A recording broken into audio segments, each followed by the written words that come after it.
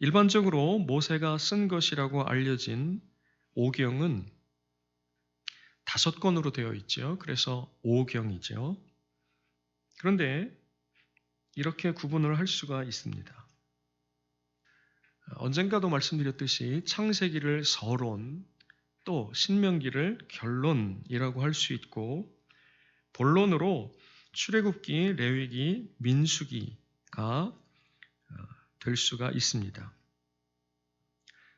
그 가운데 본론에 대해서 잠깐 설명을 하면, 출애굽기, 레위기, 민수기 중에서 출애굽기 1장에서부터 18장까지는 1장에는 모세의 탄생이 나오죠. 그런 다음에 출애굽하는 기사가 등장을 합니다. 그래서 애굽에서부터 빠져나와서 시내산에 도착하는 과정까지가 18장까지 기록되어 있는 것이지요.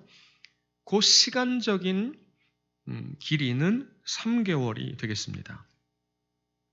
그 다음에 출애굽기 19장에서부터 레위기 전체를 지나서 민수기 10장 10절까지 그것은 이동하지 않고 시내산에 머물러서, 시내 산이 있고 그 앞에 시내 광야가 있는데 거기에 머물러서 성막을 만들고 하나님께로부터 율법을 받고 하는 그런 장면들이 기록이 되어 있습니다. 그 다음에 민수기 10장 11절에 그렇게 멈추었던 그들의 여정이 다시 시작이 되고 가나안 땅 앞에 갔지만 그들이 원망해서 들어가지 못했고 다시 돌아서 광야에 들어온 그런 과정을 보여주고 있습니다.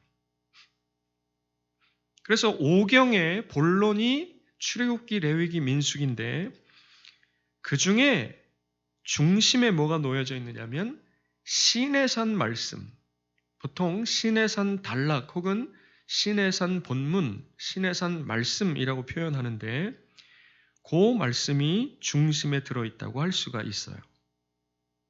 요거를 지도를 통해서 보여드리면, 그래서 여기가 애굽이에요, 이집트. 이게 이제 아프리카 대륙이 되는 거죠. 그 다음에 여기에서 이렇게 출발을 해서 쭉 여정을 거쳐오는데 여기까지 3개월이죠. 그래서 여기가 신의 반도가 되는 거고 대략 이쯤이 신광야, 여기가 신의 산 있는 지역이라고 생각하면 되겠습니다. 그런데 오늘날에 그래서 이제 쭉 길을 거쳐서 여기가 가나안 땅이 되는 거죠.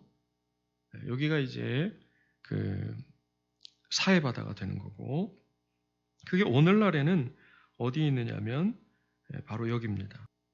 자, 그런데 지금 말씀드린 대로 여기에서 6월절 어린 양 잡던 그 밤에 애굽의 모든 장자들이 다 죽임을 당할 그날에 하나님께서는 그 날을 이스라엘 백성들에게 첫 번째 달로 삼으라고 그러셨어요. 그래서 그 날이 1월이에요.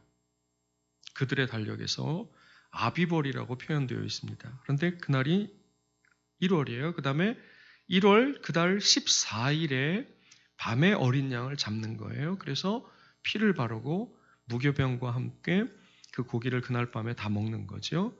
그리고 그 밤이 지나면서 출발을 한 거예요. 1월 14일에. 그리고 그 다음 1월 15일부터 일주일간 무교절로 지키게 되는 것이지요. 그렇게 출발해서 3개월 만에 여기에 도착하게 된 거예요. 시내산에. 그래서 이쪽 시내산에서 하나님께로부터 모세를 통해서 아까 말씀드린 대로 10계명을 받게 되고 그 다음에 그 외에 율법들과 또 성막에 대한 말씀들을 듣고 그 다음에 성막을 건설하게 되고 그래서 레위기를 받은 그 말씀은 기록된 것은 바로 여기 중심으로 해서 라고 생각하시면 되겠습니다. 그 다음에 민수기 11장에서는 거기에서 다시 시작해서 10장 11절에서 그래서 이제 가나안 땅 앞에 섰다가 원망하고 하나님 불신앙하고 해서 다시 돌이켜서 광야로 돌아오게 되고 거기에서 이제 나머지 39년, 38년을 헤매다가 1세대는 다 죽게 되는 것이지요. 그래서 오경의 중심이 시내산 말씀이다. 이렇게 얘기할 수 있어요. 그런데 조금 전에도 보여드렸듯이 그 신의 산 말씀이 출애굽기 19장에서부터 민수기 11장까지인데 그 중심, 중간에 딱 레위기가 자리 잡고 있죠. 그래서 레위기는 오경의 중심이다 이렇게 말할 수가 있는 것입니다. 그런데 그 레위기에 들어가기 바로 전에 뭐가 나오느냐면 성막을 봉헌하는 장면이 나와요. 성막을 하나님께서 보여주신 모양대로 다 건설을 하고 그 성막을 하나님께 봉헌해드리고 그 장면이 40장에 딱 끝나고 한 장 넘기면 그 다음에 레위기가 등장하는 것이지요. 읽겠습니다. 시작. 둘째 해 첫째 달 곧 그 달 초하루에 성막을 세우니라. 아멘. 40장이에요. 40장에 하나님께서 말씀하신 대로 성막을 완성하는 거죠. 36장에서부터 38장에 성막의 재료들을 만들어요. 그런데 이것이 32장, 33장에 금송아지 만드는 사건이 있어요. 그 앞에, 즉 모세가 시내산에 올라가서 하나님께 십계명을 받는 장면에서 성막을 이렇게 지어라 말씀하시는 거예요. 그래서 성막에 대한 말씀이 거기에 나오고 그 다음에 여기 36장, 38장 사이에도 또 나오는데 왜 두 번이 나오냐면 이건 하나님께서 모세에게 이렇게 만들어라. 그 다음에 이건 모세가 사람들과 함께 이렇게 만들었다. 똑같은 말씀인 거죠. 그렇게 준비를 해요. 재료를. 그래서 그 성막 안에 들어가는 모든 집기들을 다 만듭니다. 그 다음에 39장에는 제사장의 옷을 만들고 그 다음에 이어지는 40장에 우리가 지금 읽은 대로 준비한 재료들을 모아서 하나님께서 시내산에서 모세에게 보여주신 대로 성막을 세우고 봉헌하는 장면이 등장하는 것입니다. 그래서 지금 계속 말씀드리는 대로 그 뒤에 레위기 말씀으로 이어지는 것은 성막을 세웠으니까 그 성막 안으로 어떻게 해야 돼요? 들어가야 되겠지요. 들어가기 전에 성막을 봉헌하니까 먼저 하나님께서 그 성막 안으로 좌정하셔요. 그래서 출애굽기 맨 마지막에는 하나님의 영광이 그 성막 안에 가득했다 이렇게 끝나는 거죠. 하나님께서 좌정하셨으니까 이제 백성들이 그 성막 안으로 들어가면 돼요. 그래서 레위기 말씀은 성막 안으로 들어가는 말씀이다 라고 할 수가 있습니다. 그런데 그 성막에 대한 말씀이 오늘 본문에 등장하고 있어요. 그런데 제가 계속 성막이라고 이야기하는데 우리가 읽은 출애굽기 29장에는 회막이라고 등장하지요. 그래서 이 성막은 회막과 같은 말이다 라고 생각하시면 되겠습니다.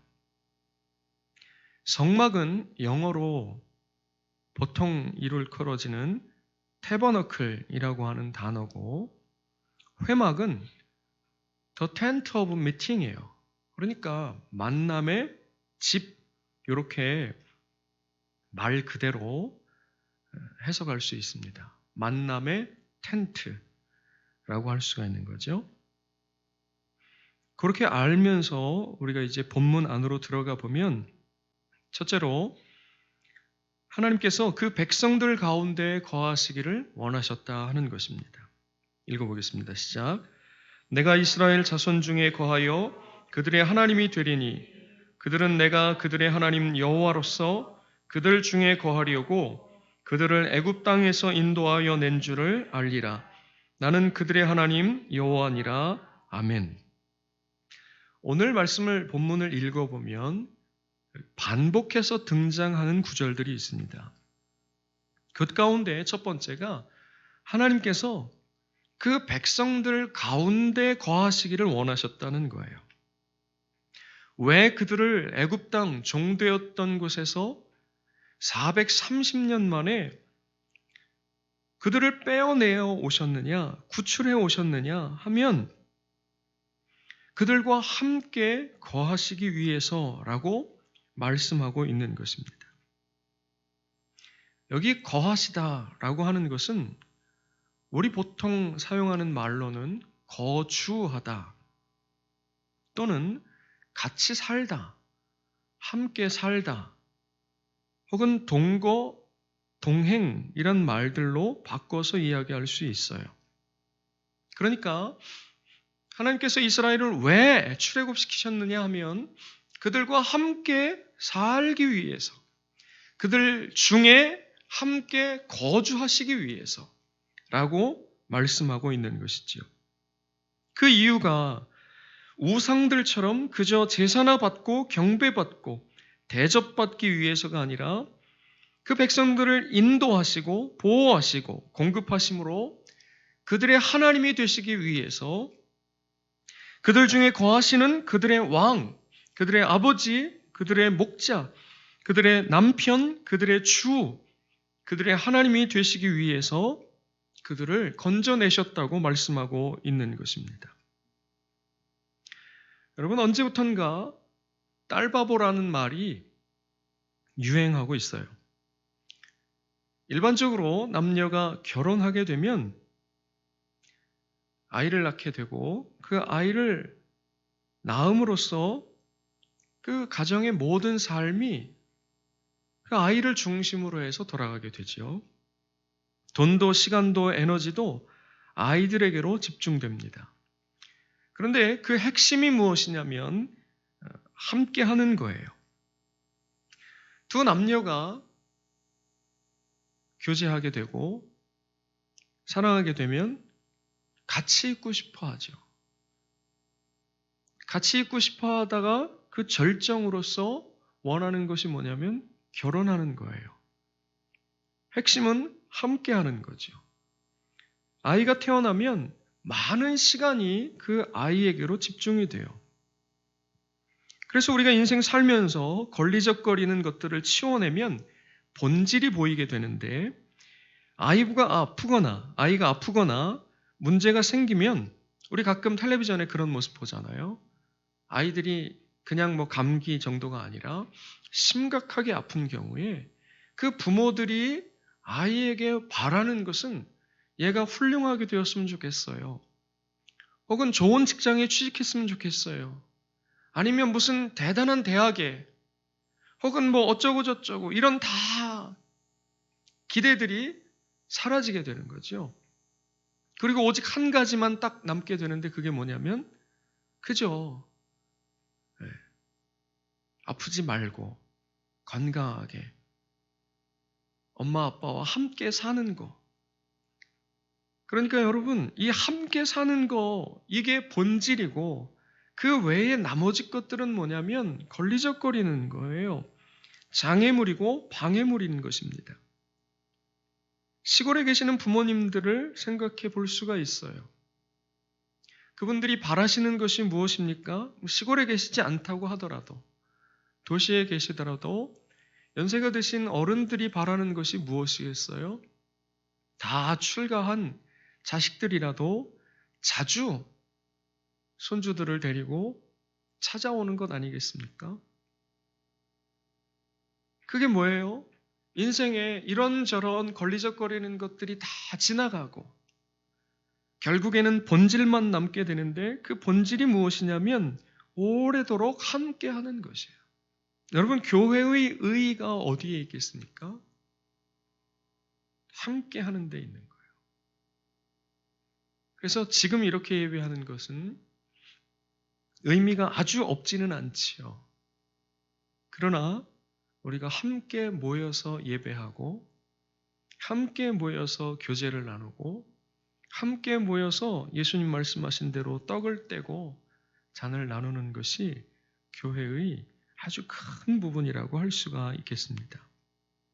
그런데 바로 거기에 하나님의 마음이 담겨져 있더라는 것이지요. 하나님께서 원하시는 게 무엇이었습니까? 그 백성들 중에 거하시는 것. 함께 하시는 거예요. 하나님께서 왜 이스라엘을 택하셨습니까? 그들과 함께 살기 위해서예요. 예수님이 이 땅에 왜 오셨습니까? 이런저런 이야기 할 수 있어요. 그러나 우리가 지난 시간까지 살펴본 임마누엘이라고 하는 그분의 이름, 그것이 우리에게 알려주는 것은 바로 사람들과 함께 하시려고 예수님께서 이 땅에 오셨다라고 이야기할 수 있습니다. 여러분, 하나님께서 오늘 저와 여러분들에게 원하시는 게 무엇일까요? 제가 언제도 말씀드렸듯이 어떤 장로가 되려고 하는 분이 이렇게 말씀하시는 것을 지나가면서 들었어요. 저는 그분이 누군지도 몰라요. 장로가 뭐 별게 있나요? 그저 돈 많이 벌어서 헌금 많이 하면 되지. 여러분, 하나님께서 바라시는 게 정말 그걸까요? 제가 예전에 성가대 지휘를 몇 년간 한 적이 있습니다. 그 교회가 규모가 있었는데 그 규모가 있는 교회에 메인 성가대가 아니라 서브하는 성가대. 그러니까 노래를 아주 전문적으로 잘하시는 분들은 별로 없어요. 늘 이런 말씀을 드렸습니다. 하나님께서 우리에게 바라시는 것이 노래 잘하는 것이겠는가? 여러분, 노래 잘하는 것 같으면 사람들을 돈 주고 사다가 성가대에 세워야 되겠죠. 악기 연주하는 사람들, 솔리스트들, 유명한 지휘자를 세워야 되겠죠. 그런데 정말로 생각해 봅시다. 하나님께서 예배 가운데 우리에게 원하시는 것이 한낱 노래 잘하는 것이겠는가 하는 것이죠. 그런 거 아니라는 거지요. 그러면 무엇이냐? 바로 누구예요? 여러분, 손가락을 이렇게 한번 해보세요. 손가락, 검지손가락을 펴보세요. 그렇게 자기를 가리켜 보세요. 하나님께서 바라시는 것이 바로 그 사람이에요. 바로 여러분. 바로 여러분 한 사람 한 사람이 하나님께서 원하시는 것이에요. 바로 그 자리에 있기를 원하시는 것이지요. 거기 주님과 함께 하기를 원하시는 것입니다. 하나님께서 바로 당신과 함께 있기를 원하시는 거예요. 능력도 결코 아닙니다. 성공이나 출세도 아니에요. 하나님께서 정말로 우리에게 원하시는 것은 바로 우리와 함께 사는 것. 한번 따라하겠습니다. 하나님께서 내게 원하시는 것은 나와 함께 하시는 것입니다. 다시 한번, 하나님께서 우리에게 원하시는 것은 우리와 함께 하시는 것입니다. 여러분, 하나님께서 그토록 원하시는 것이 무엇이냐면 사랑하시는 사람과 함께 하는 것이에요. 지금 말씀드린 것처럼 여러분, 남녀가 사랑하게 되면 함께 있고 싶어 한다 그랬어요. 하나님이 왜 우리와 함께 있고 싶어 하시느냐는 거예요. 왜 하나님께서 그들 중에 거하길 원하시냐는 거예요. 그러기 위해서 왜 그들을 애굽 땅 종되었던 그곳에서 건져내셨느냐, 이 이야기예요. 왜 그렇습니까? 힌트를 다 드렸어요. 왜요? 예수님께서 왜 사람들과 함께 하시려고 이 땅에 오셨습니까? 죽으시고 부활하시고 승천하신 그분께서 왜 성령을 이 땅으로 그를 믿는 모든 백성들에게 보내어 주셨습니까? 사랑하시기 때문에 그런 거지. 왜 하나님께서 여러분 한 사람 한 사람을 원하시고 여러분과 함께 거하기 원하신다는 것입니까? 여러분 한 사람 한 사람을 사랑하시기 때문에 그래요. 여러분 믿으시기를 주의 이름으로 축원드립니다. 가끔 그 사랑이 느껴지지 않을 때도 있죠. 여러분 집에 가서 자녀들에게 물어보세요. 내가 너를 항상 사랑하고 있는 거, 늘 사랑하고 있는 거 24시간 365일 느꼈어? 물어보세요. 집에 가서 자녀들에게. 여러분 느껴요? 못 느껴요? 못 느낄 때가 많아요. 늘 그 부모님의 사랑을 느낀다, 깨닫는다 하는 것은 그 아이가 철들었다는 거죠. 하나님께서 우리를 사랑하고 계셔요. 우리가 느끼지 못할 때가 있는 거죠. 하나님께서 그 백성들을 사랑하셨기 때문에 그들 중에 함께 거하기 원하셨던 거예요. 그래서 성막은 그 백성들 가운데 그들과 함께 거하시기 원해서 세우신 하나님의 집이라고 할 수 있어요. 집인데 이동식 집이어서 성막 혹은 회막이라고 하는 텐트로 만든 것이에요. 나중에 가나안 땅에 정착하게 되고 솔로몬에 의해서 성전이 건축되게 되는데 그것은 이제 정착된 집 이렇게 이야기할 수 있습니다. 그래서 본질적으로 성막과 성전은 같은 것이라고 생각하시면 됩니다. 어쨌든 하나님께서 그들을 사랑하셔서 그들 가운데 함께 거하시기 위해서 세워진 집, 그것이 바로 성막이다 라고 이야기할 수 있습니다. 둘째로 하나님께서는 그 성막에서 당신의 백성들을 만나시겠다 이렇게 말씀하고 있습니다. 시작. 내가 거기서 너희와 만나고 내게 말하리라. 내가 거기서 이스라엘 자손을 만나리니 아멘. 하나님께서 바로 거기서 그 어떤 것도 아니고 바로 거기서 만나시겠다고 말씀하고 있는 것이에요. 하나님의 집이라고 그랬는데 그러면 하나님께서 당신의 백성들을 뭐하고 있는 거예요? 하나님의 집이에요. 그런데 거기서 그 백성들을 만나시겠다는 거예요. 뭐하고 있는 거예요, 지금? 초대하고 있는 거예요. 하나님께서 우리 집으로 놀러와. 우리 집으로 나를 만나러 와. 여러분, 그래서 오늘 말씀하기 전에 불렀던 찬송에 그런 가사가 있는 거죠. 이사야 1장 18절에 오라. 이렇게 말씀하시는 거죠. 우리가 서로 변론하자. 우리 같이 이야기하자. 그러면 너희 죄가 주홍 같을지라도 너희 죄가 진홍 같을지라도 이렇게 말씀하시는 거예요. 희게 될 것이다. 예레미야 29장에는 너희가 와서 내게 기도하면 오라는 거예요. 와서 이야기하라는 거예요. 초청장을 지금 당신의 백성들에게 보내고 계신 것입니다. 회막이라는 말 안에 그것이 들어있어요. 그래서 29장 본문에는 성막이라고 쓰지 않고 회막이라고 쓴 것 같아요. 만남의 장막이라는 뜻입니다. 좀 더 오늘 우리의 머릿속에 확 들어오는 게 뭐냐면 만남의 집. 거기서 백성들을 만나고 거기서 모세를 통해서 말씀하시겠다는 거예요. 그래서 시편 기자들은 그런 성전을 사모했습니다. 시작. 주께서 택하시고 가까이 오게 하사 주의 뜰에 살게 하신 사람은 복이 있나이다. 우리가 주의 집 곧 주의 성전의 아름다움으로 만족하리이다. 아멘. 그 다음 시작. 주의 궁정에서의 한 날이 다른 곳에서의 첫날보다 나은즉 악인의 장막에 사는 것보다 내 하나님의 성전의 문지기로 있는 것이 좋사오니 아멘. 그 다음 시작. 사람이 내게 말하기를 여호와의 집에 올라가자 할 때에 내가 기뻐하였도다. 아멘.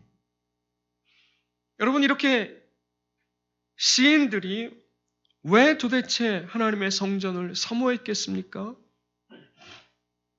거기 하나님이 계시기 때문에.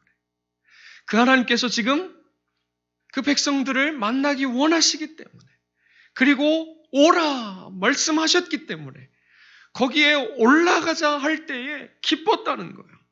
요셉아, 교회 가자. 기쁩니까? 여러분, 기쁨이 넘치기를 주의 이름으로 축원드립니다. 교회 올 때마다 인상 쓰고 괴롭고 모일 때마다 어디 끌려가는 사람 같으면 그 신앙생활 할 수가 없지요.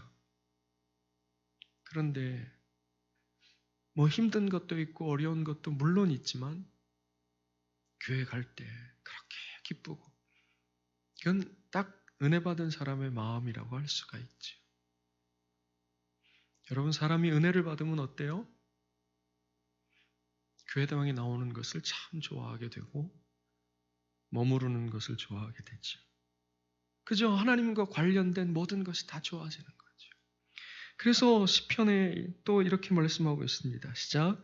내가 여호와께 바라는 한 가지 일, 그것을 구하리니 곧 내가 내 평생에 여호와의 집에 살면서 여호와의 아름다움을 바라보며 그의 성전에서 사모하는 그것이라. 아멘. 좋은 말씀인 것 같으나 읽어보면 뒷부분에 잘 이해가 안 가요. 그래서 다른 번역에서는 이렇게 얘기하고 있습니다. 위에 거 시작. 그것은 한평생 주님의 집에 살면서 주님의 자비로우신 모습을 보는 것과 성전에서 주님과 의논하면서 살아가는 것입니다. 그 밑에 시작. 야훼께 청하는 단 하나의 나의 소원은 한평생 야훼의 성전에 머무는 그것뿐, 아침마다 그 성전에서 눈을 뜨고 야훼를 뵙는 그것만이 나의 낙이라. 아멘.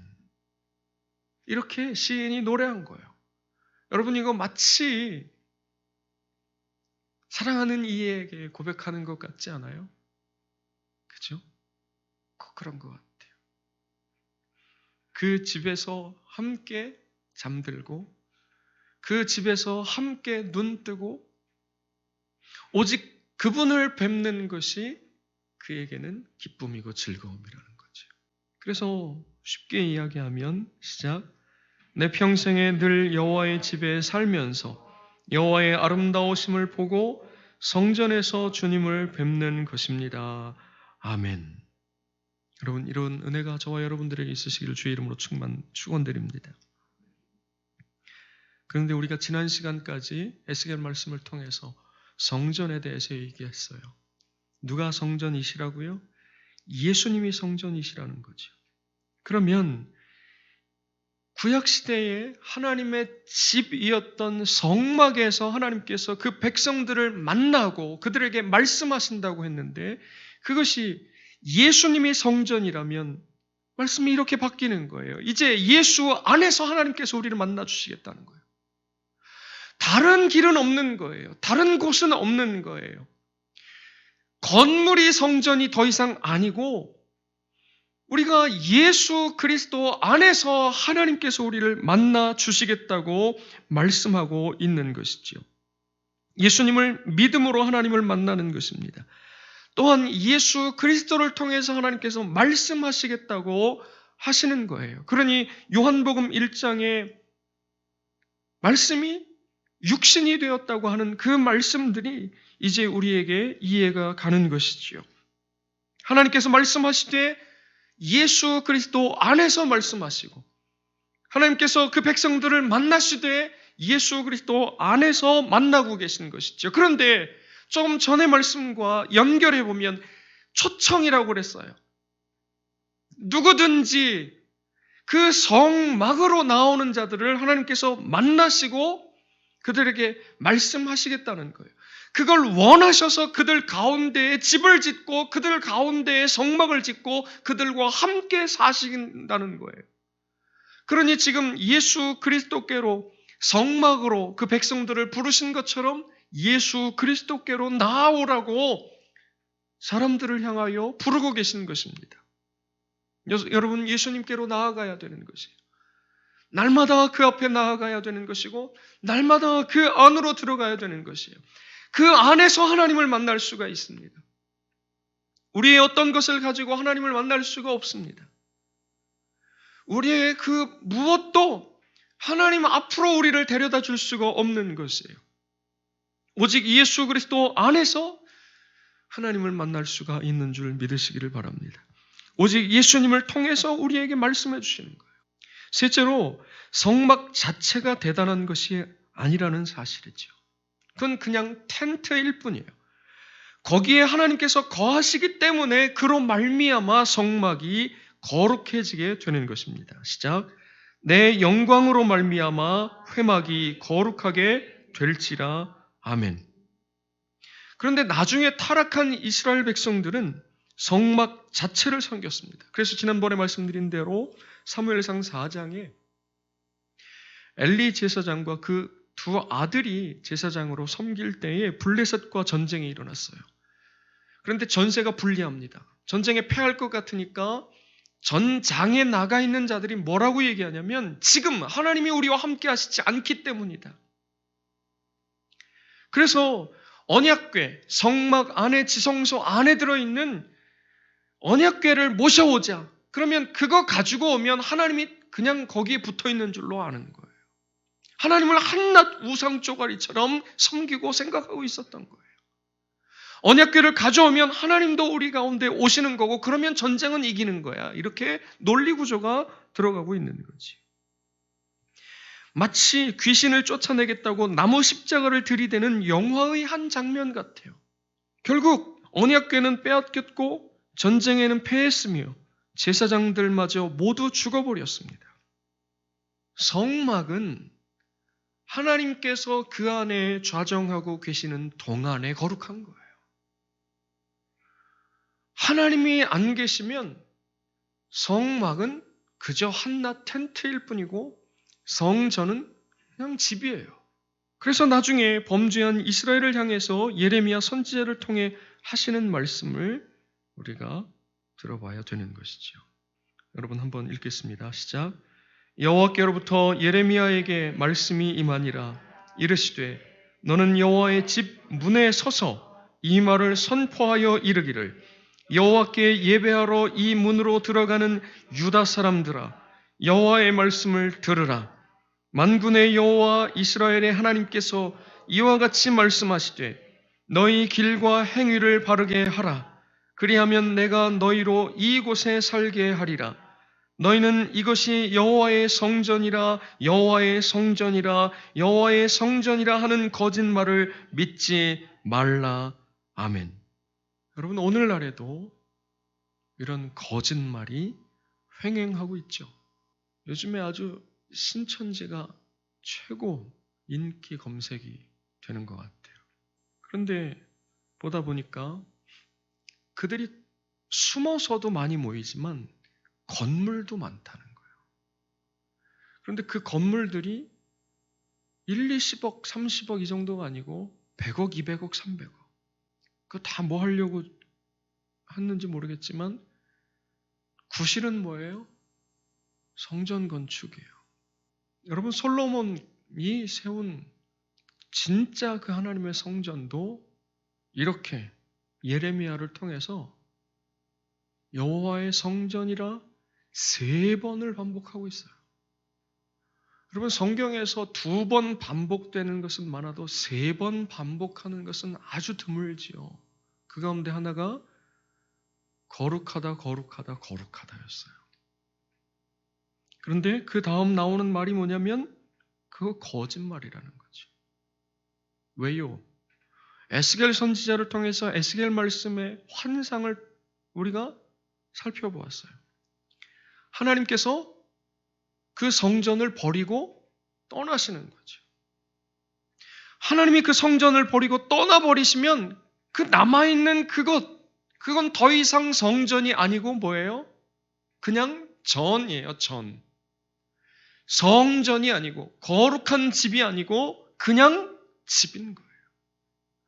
그런데 종교 사업가들이 아까 하나님은 우리에게 원하시는 것이 돈이 아니라고 그랬지만 종교 사업가들은 돈을 원하는 거예요. 그러니 그 신천지 수뇌부가 얼마나 많은 돈을 착복했는지는 안 봐도 뻔한 거죠. 그러니 하나님이 떠나신 건 상관없고 이건 여전히 하나님의 성전이어야만 되는 거예요. 그래야 그걸 백성들을 올감해서 계속 돈을 뜯어낼 수가 있는 거죠. 들어보니까 전도 못한 사람들을 100만 원인가 110만 원씩 벌금을 내가 했다고 그래요. 할부도 된다 그래요. 그래서 10만 원, 20만 원씩도 갚았다 그래요. 근데 어디 뉴스를 보다 보니까 어떤 분이 벌금을 내야 되는 대상자가 10만 명이나 됐었대요. 100만 원씩 10만 명이면 여러분 엄청난 금액이에요. 그러면서 성전을 짓는다고. 여러분 하나님께서 떠나버리시면 그거 아무것도 아닌 겁니다.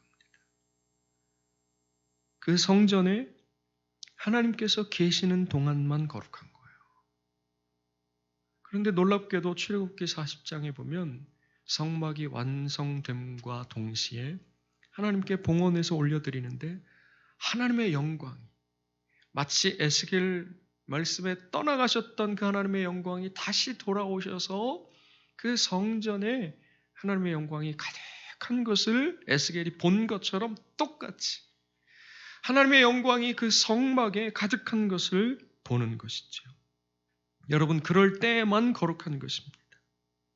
그런데 왜 하나님께서 성막을 떠나가십니까? 죄 때문이에요. 죄가 개인적인 영역에서 행해질 때 그 사람이 공동체에서 쫓겨납니다. 그러나 죄가 좀 더 커져서 사회적인 영역으로 확대되면 하나님께서 그 사회를 버리시고 떠나가시는 거예요. 그렇게 하나님께서 버리시고 떠나시면 어떻게 되는가를 우리가 에스겔서를 통해서 살펴본 것입니다.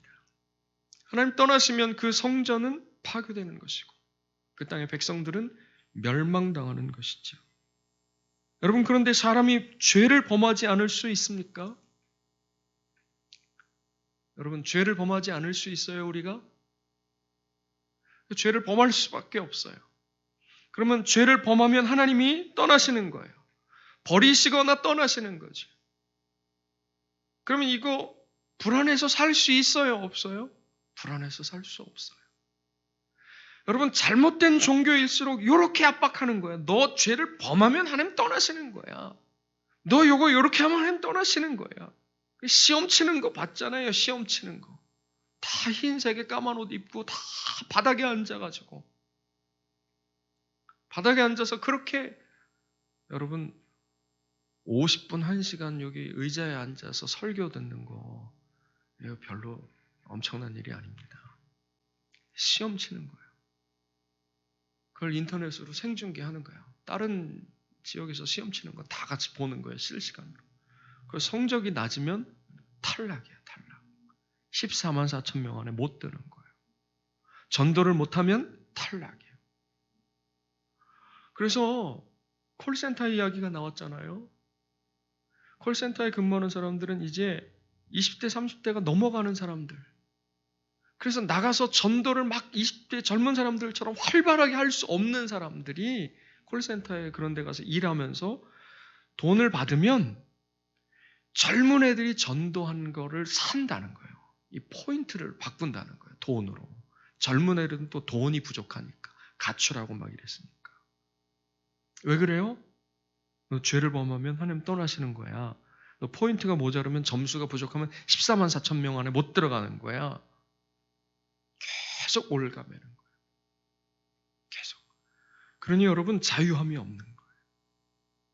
그런데 신천지에 빠져있는 아이들이 완전히 억눌려갖고 막 감시하고 조마조마하고 막 두려워하던 아이들이 하루, 이틀, 사흘 지나면서 말씀이 들어가기 시작하는데 아이들이 편안해지기 시작해요. 여유로워지기 시작해요. 자유로워지기 시작해요. 그러면서 그게 잘못됐다고 하는 걸 깨닫게 되는 거예요. 놀라운 일들이 일어나는 거죠. 여러분, 그 CBS에서 한 신천지에 빠진 사람들 8부작 다큐멘터리 요즘에 또 다시 인기여서 유튜브에 나오잖아요. 한번 보세요. 거기 있는 아이들이 자유를 얻어요. 그 전에는 경직되어 있어요. 막 두려워하고 있고 공포에 떨고 있어요. 그런데 말씀이 조금씩 들어가면서 조금씩 편안해지는 거예요. 얼굴이 풀려요. 얼굴이. 참 놀랍습니다. 조금 전까지만 해도 그 아이의 엄마 아빠가 막 울면서 매달리고 있었어요. 그런데 말씀이 들어가기 시작하니까 이제 이 아이에게서 눈물이 나오기 시작하는 거예요. 그런데더니 웃고 떠들고 엄마 아빠의 아들로 딸로 다시 돌아오는 거예요. 잘못된 종교는 사람을 계속 올가맵니다. 사람을 계속 억압합니다. 옴짝달싹할 수 없게 만드는 거예요. 그런데 하나님 말씀은 그렇지가 않아요. 다시 돌아오면 사람이 죄를 범하지 않을 수 있습니까? 아니, 없어요.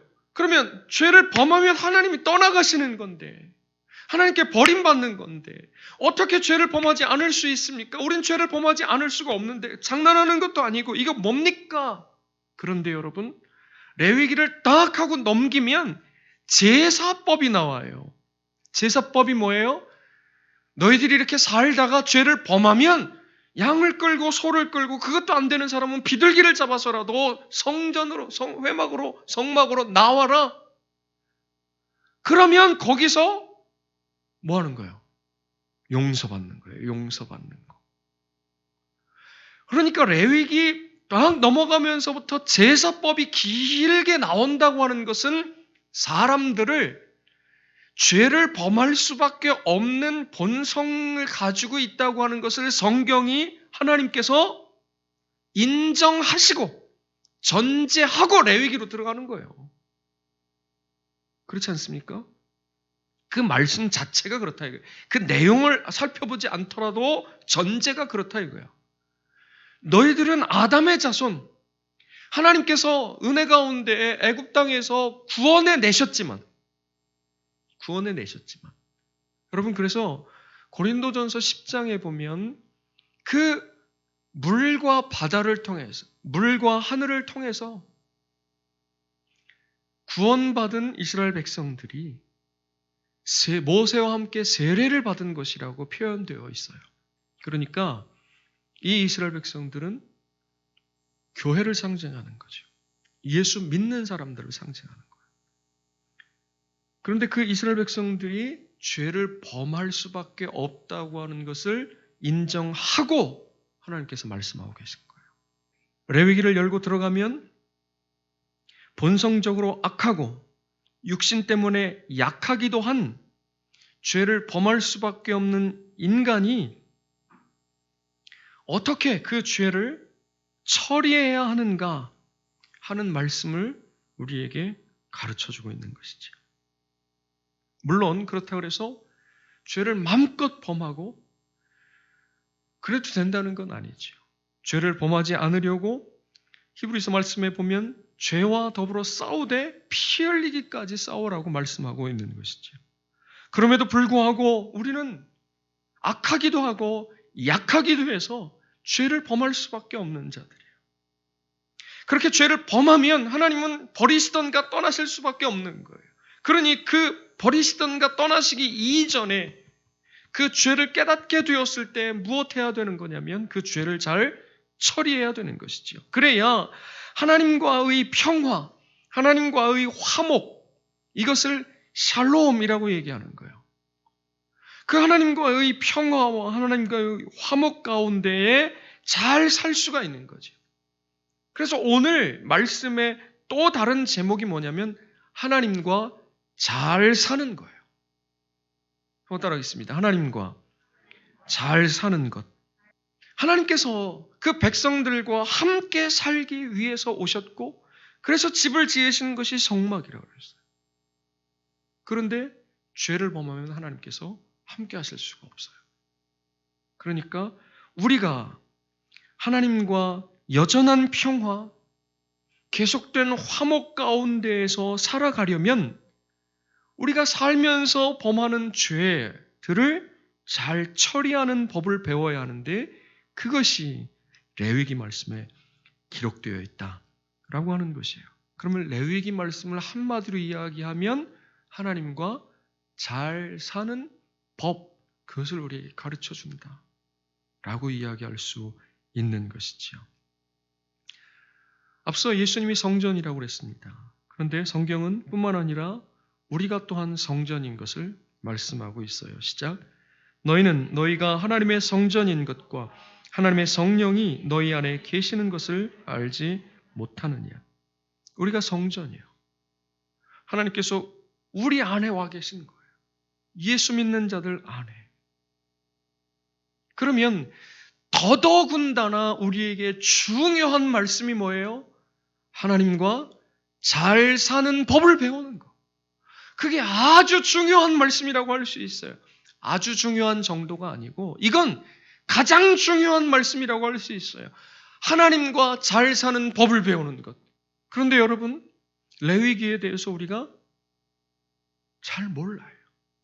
그건 그만큼 우리가 속한 교회가 그동안 하나님과 잘 사는 법에 대해서 별로 그렇게 관심 두지 않았다는 거예요.